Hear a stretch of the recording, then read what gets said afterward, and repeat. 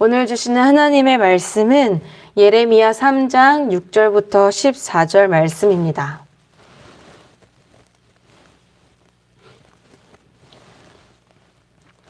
예레미야 3장 6절부터 14절, 구약성경 1054쪽쯤에 있습니다.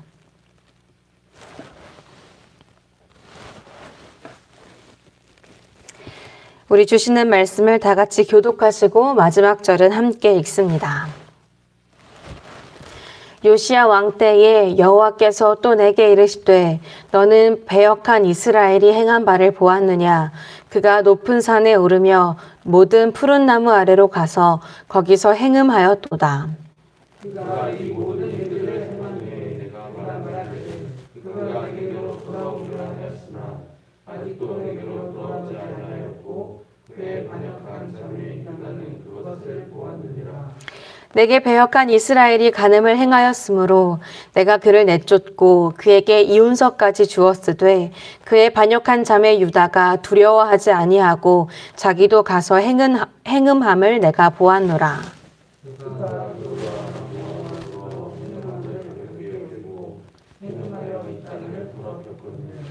이 모든 일이 있어도 그의 반역한 자매 유다가 진심으로 내게 돌아오지 아니하고 거짓으로 할 뿐이니라. 여호와의 말씀이니라.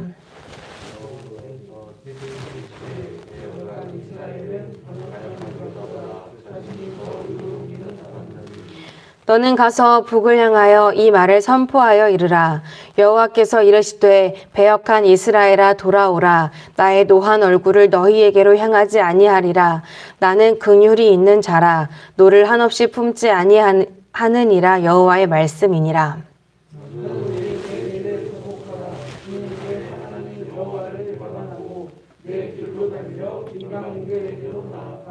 모든 푸른 나무 아래로 가서 내 목소리를 듣지 아니하였습니다. 여호와의 말씀. 함께 읽겠습니다. 여호와의 말씀이니라. 배역한 자식들아 돌아오라. 나는 너희 남편임이라. 내가 너희를 성읍에서 하나와 족속 중에서 둘을 택하여 너희를 시온에서 데려오겠고. 아멘. 오늘 본문 말씀을 자세히 살펴본다면 우리는 조금 이상하다 싶은 인상을 받을지도 모르겠습니다. 모순돼 보이는 어떤 상황과 또 말을 나열하고 있기 때문입니다. 6절과 8절의 관계가 그렇고요. 또 8절과 14절의 관계가 그렇습니다. 또한 개역개정 성경에는 드러나 있지 않지만 12절에도 서로 모순되는 단어가 담겨져 있습니다. 과연 이런 모순 속에 담긴 하나님의 말씀의 의미는 무엇일까요? 먼저 6절을 보시겠습니다. 6절을 보시면 하나님께서 지금 예레미야 선지자에게 말씀하시는 때의 배경이 요시야 왕 때이다 라고 하는 것을 볼 수 있습니다. 아시다시피 이 요시야 왕은 유다 왕들 중에서도 여호와께서 보시기에 정직히 행했다라고 평가되는 정말 손에 꼽는 선왕 중에 한 명입니다. 요시야 왕은 율법책을 발견한 후로 이 율법을 기반하여서 역대 왕들이 세운 우상의 모든 상단들과 또 제사장들을 폐하고 또 백성들로 유월절을 철저히 지키도록 했습니다. 그런데요, 이런 개혁이 대대로 일어났음에도 요시야 왕이 죽은 후 곧바로 여호와 보시기에 악을 행하는 왕이 일어서며 또 유다 백성이 다시 과거의 죄를 반복하게 되었다라는 점은 다소 이해하기가 어렵습니다. 물론 죄의 습성으로 인해서 우리가 얼마든지 죄의 유혹에 넘어갈 수 있다라는 것은 잘 알고 있지만 여호와의 율법은 완전하여 영혼을 소성시킨다라는 이 시편 기자의 고백처럼 우리가 스스로 죄악을 뿌리 뽑기는 어려워도 하나님께는 그러실 수 있는 충분한 능력이 있다라는 것을 알기 때문에 또 하나님의 말씀에 순종할 때 그 말씀의 능력이 있어서 우리 영혼을 새롭게 회복시킬 것이란 믿음이 우리에게 있기 때문에 요시야 왕 때 이후 곧바로 마치 이런 일이 일어난 적 없다는 듯이 유다가 여전히 같은 죄에 매여 지냈다라는 말씀의 기록은 다소 당황스럽기도 합니다. 그러니 우리는 이렇게 합리적인 의심을 품어볼 수 있겠죠. 하나는 인간은 아무래도 도저히 구제가 불가능한 존재이던지, 또 하나는 개혁이 일어나긴 했지만 진짜 개혁은 이루어지지 않았던지. 과연 하나님은 예레미야 선지자에게 이 요시야 왕 때에 대해 무엇이라고 말씀하셨을까요? 10절 말씀입니다. 이 모든 일이 있어도 그의 반역한 자매 유다가 진심으로 내게 돌아오지 아니하고 거짓으로 할 뿐이니라. 여호와의 말씀이니라. 분명 유다는 이스라엘이 하나님께 반역한 죄로, 하나님의 경고에도 마음을 돌이키지 못한 죄로 이 아수르에 의해서 이스라엘 땅에 끝내 쫓겨나게 된 것을 목격했습니다. 그러나 하나님은 유다가 이것을 목격하고도 이스라엘과 다를 바 없이 행동하고 있음을 지적하십니다. 우리는 다시 한번 기억해야 할 겁니다. 하나님께서 예레미야 선지자에게 이와 같은 말씀을 하신 때가 요시야 왕 때, 곧 유다의 개혁이 이루어지던 때였다라는 것을 말입니다. 그러니까 10절 말씀은 유다에 마침내 악을 끊을 만한 선한 왕이 세워졌고 그 왕에 의해서 율법에 따른 철저한 개혁이 일어났는데, 그러므로 당연히 유다 백성의 삶에도 변화가 있을 줄 알았는데 그렇지 않았다라는 것이죠. 개혁이 일어나긴 했지만 정작 유다 백성의 마음에 진짜 개혁은 이루어지지 않았다라는 겁니다. 하나님은 이러한 유다에 대해서 11절 말씀을 통해 이렇게까지 말씀하십니다. 차라리 악행을 드러냈던 이스라엘이, 대놓고 배신했던 이스라엘이 지금처럼 개혁의 모양은 하고 있지만 그 마음에는 전혀 개혁이 없는, 돌이킴이 없는 유다보다 낫다고, 차라리 의롭다고까지 말씀하십니다. 이처럼 우리 마음속 깊은 곳에 감춰진 죄에 대한 말씀을 마주하게 될 때면 마음이 참 어렵습니다. 저 역시 이 말씀 앞에서 떳떳할 수 없는 사람임을 잘 알기 때문이죠. 참 놀랍지 않습니까? 희망이 없다라고 느끼던 때마다 이스라엘은 바로 그 희망을 이룰 만한 능력을 가진 하나님의 많은 사람들을 마주해 왔습니다. 모세도 그렇고요. 여호수아도 또 여러 사사들과 다윗, 그리고 엘리야, 히스기야 왕, 요시야 왕까지도 말이죠. 이렇게 하나님의 사람이 때마다 세워졌고 또 시대와 세대가 거듭해 달라져 가는데도 하나님께 대한 우리의 불순종한 마음은 도저히 바뀌지 않는다라는 사실이 놀랍기만 합니다. 심지어 예수님께서 오셨을 때에도 그 예수님이 성령으로 우리 마음에 거하시게 된 지금도 그렇죠. 대체 왜 이렇게도 우리는 달라지지 못할까요?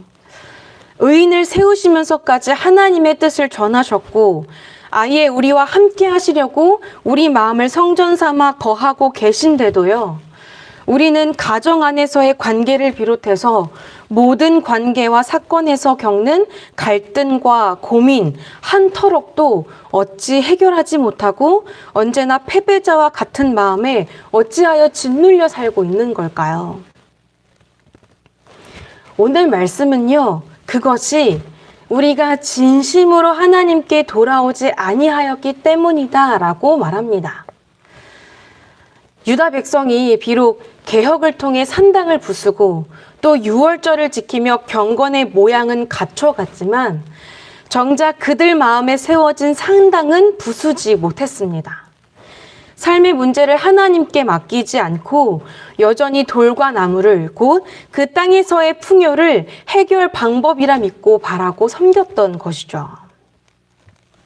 하나님은 이처럼 단단히 매여 있는 이 죄, 하나님께 온전히 순종하지도 또 하나님을 온전히 의지하지도 못하는 이 죄를 끊어내기 위해서 우리가 자복해야만 한다라고 말씀하십니다.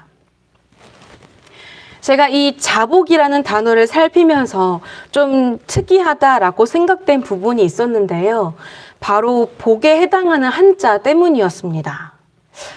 사전적으로 자복이라 하면 저지른 죄를 자백하고 복종함이라고 하는데, 정작 이 단어에 사용된 복자는 우리가 흔히 옷, 의복이라고 알고 있는 한자였기 때문입니다. 그러니 좀 엉뚱한 글자가 사용된 게 아닌가 싶은 마음이 들었습니다. 그러다가 이 복자에 관련된 유래를 알게 되었는데요. 이것이 자복하다라는 의미를 깨닫는 데 도움이 될 것 같습니다. 현재 이 복자라는 한자는 달월자에 꿇어앉은 사람을 형상화한 병부절자, 그리고 손을 형상화한 또 우자가 결합된 것인데, 사실 갑골문에서는 이 달월자 대신에 배주자가 그려져 있었다라고 합니다. 그러니까 갑골문에서의 복은 무릎 꿇는 사람을 이끌어서 배에 앉히는 모양이었다라는 것이죠. 이것을 죄인을 배에 태워 호송하는 것으로 이해하고 순순히 끌려가게 되는, 그러니까 복종시키다라는 뜻으로 썼다라는 겁니다. 그런데 이 여기에 스스로 자자가 붙어서요, 죄를 깨달은 자가 누군가의 손에 이끌려서가 아니라 스스로 죄인을 호송하는 그 배 위에 자신의 몸을 실는 것을 말하고 있는 겁니다. 이것이 쉬운 일이 아닌 이유는요, 두렵기 때문일 겁니다. 죄에 대한 어떤 결과를 치르게 될지 모른다라는 점에서, 또한 당시 배는 안전한 수단이 결코 아니어서 이 배로 호송되는 동안에 어떤 위기를 맞이하게 될지 몰랐으니까 결국 자복이라는 것은요, 죽을 각오까지 되었을 때라야 가능했던 일이었다라는 것을 가늠해 볼 수 있습니다. 그런데 하나님은요, 바로 이러한 자복이 우리 안에 일어나야만 한다라고 말씀하십니다. 우리가 참으로 그리스도인으로 살아가매 반드시 이러한 담대함, 죽기까지 각오하는 담대함이 우리에게 있어야 한다라고 말씀하시는 것이죠. 그래야 참으로 죄의 매임에서 벗어나 예수 그리스도 안에서 자유한 삶을 얻을 수 있기 때문입니다. 로마서 6장 말씀에 이와 같은 말씀이 기록되어 있습니다. 우리가 알거니와 우리의 옛사람이 예수와 함께 십자가에 못 박힌 것은 죄의 몸이 죽어 다시는 우리가 죄에게 종노릇하지 아니하려 함이니, 이는 죽은 자가 죄에서 벗어나 의롭다 하심을 얻었음이라. 어쩌면 유다 백성들은 율법을 따라 개혁을 이뤘음에도 전혀 달라지지 않는 상황에 하나님께 모순이 있다라고 그렇게 생각했을지도 모르겠습니다. 그러나 하나님은 반대로 말씀하십니다. 우리의 개혁에 모순이 있다고. 개혁의 모양은 있지만 그 마음은 전혀 달라지지가 않았다고 말입니다. 그리하여 하나님은 배역한 이스라엘아 돌아오라 라고 하는 12절의 말씀의 메시지를 전하시는데요. 이것이 히브리어로는 이렇게 기록되어 있는 것을 보게 됩니다. 슈바, 메슈바, 이스라엘. 이 슈바는 돌아오라는 뜻이고, 메슈바는 이와 반대되는 돌아섰다라는 뜻입니다. 그래서 원어대로 다시 해석해 보면 돌아오라, 돌아선 이스라엘아 라고 부르시는 겁니다. 아마 이런 표현으로 하나님은 이스라엘이 모순에 빠진 이유를 다시 한번 생각하게 하신 걸지도 모르겠습니다. 하나님과 씨름하여 승리를 얻었다라고 하는 이스라엘의 그 이름처럼 오직 하나님께 사력을 다해야만 살 수 있는데, 오히려 그들이 하나님에게서 돌아섰기 때문에 이러한 모순 가운데 살고 있다고 말이죠. 그러나 돌아온다면, 돌이킨다면 하나님은 스스로에게 모순되는 일이라 해도 우리에게 은혜를 베푸시겠다라고 약속을 주시는데요.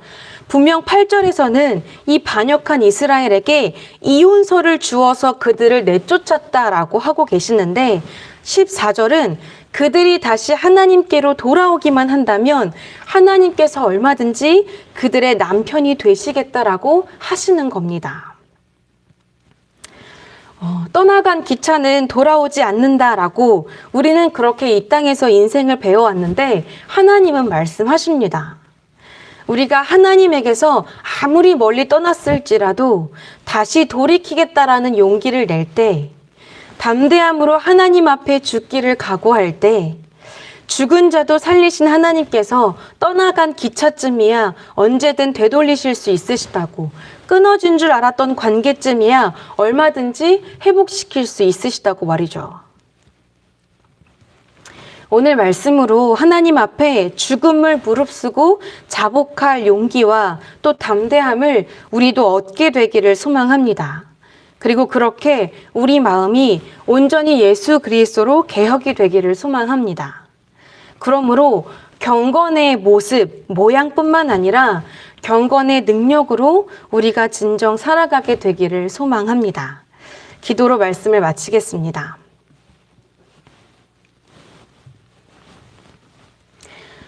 주님, 사는 일이 쉽지 않다 느껴질 때에 혹 주님 앞에 여전히 죽지 못한, 자복하지 못한 모순된 마음이 우리에게 없는지 돌아보게 하옵소서. 경건한 모습을 갖춘 것으로 스스로 만족하는 자가 아니라 경건한 능력으로 사는 자녀가 되게 도와주시옵소서.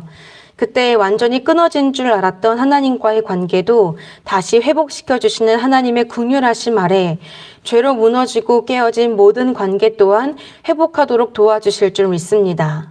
그렇게 우리가 다스림의 사명을 잊고 삶으로 깨어지고 무너졌던 이 피조물의 환경과 세계도, 또 우리가 이기심과 탐욕으로 정의를 잃음으로 인해 무엇이 옳은지 도통 분별할 수 없었던 이 세대도, 우리가 사랑하지 못함으로 어긋났던 모든 관계들도 그리스도 안에서 그리스도의 능력으로 회복함을 경험하는 은혜를 누릴 수 있게 도와주실 줄 믿습니다. 주님, 이 시간 환우들을 위해 기도합니다. 때로 고통 속에 그저 잠잠히 하나님의 도우심을 바랄 수밖에 없지만 이러한 육신의 약함이 절망이 되지 않게 돌봐주시옵소서. 육신은 약해질지라도 하나님의 돌보심 속에 그 믿음이 더욱 강하여지며 능력으로 담대함을 입게 붙들어 주시옵소서.